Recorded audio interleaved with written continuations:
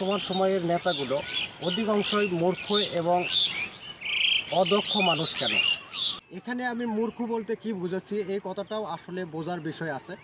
একজন school college এবং university লেখাপড়া করলেই যে সে শিক্ষিত তা কিন্তু না।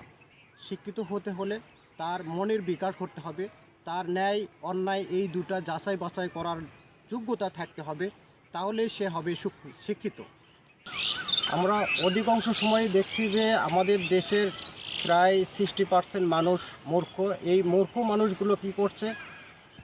মূর্খ নেতাদেরকে বেশি গুরুত্ব দিচ্ছে, আর এই বেশি গুরুত্ব পেয়ে তারা কি করছে? তারা ওই মূর্খ মানুষদের পাছায় লাথি দিচ্ছে।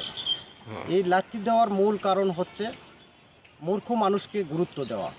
আর আজকেই আপনি মূর্খ মানুষকে গুরুত্ব দেওয়া বাদ দেন, তাহলেই দেখবেন যে আপনি সহ রাজনৈতিক যে নেতাগুলো আছে তারা সবাই ভালো হয়ে গেছে।